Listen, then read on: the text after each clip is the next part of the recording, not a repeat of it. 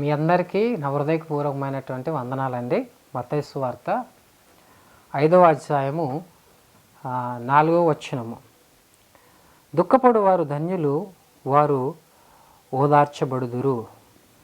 ఈ లోకంలో ప్రతి ఒక్కరికి దుఃఖం అనేది భౌతికంగా ఉంటుంది. ప్రతి ఒక్కరు కూడా ఏదో ఒక సమయంలో దుఃఖపడుతూ ఉంటారు, బాధపడుతూ ఉంటారు. అయితే ఇక్కడ చెప్పబడినటువంటి దుఃఖము దానికంటే శ్రేష్టమైనది, దానికంటే విలువైనది, ఇంకా ఎంతో లోతైనటువంటి దుఃఖం.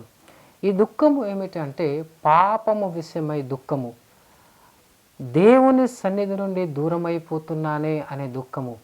నేను పాపము చేశాను అని మనంతట మనము తెలుసుకుని దేవుని సన్నిధిలో వచ్చి పశ్చాత్తాపం పడటము, లేక మన పాపం విషయమై మన హృదయంలో తీవ్రమైనటువంటి ఆ వేదన కలిగి ఎందుకు నా జీవితం ఈ విధంగా అయిపోయింది అని హృదయంలో దుఃఖపడటం, అది నిజమైనటువంటి దుఃఖంగా మనం చూస్తూ ఉంటాం.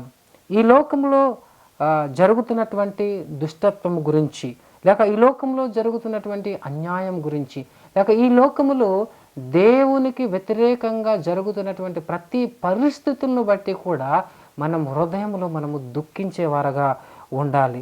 నిజంగా క్షమాపణ మరియు శాంతి, తమ పాపాల గురించి దుఃఖించే పశ్చాత్తాపం పడిన వారికి దేవుడు క్షమాపణ ఇస్తాడు. కనుక మనం పాపం చేసినందుకు దుఃఖించాలి, దేవుని నుండి మనం దూరమైపోతున్నందుకు దుఃఖించాలి.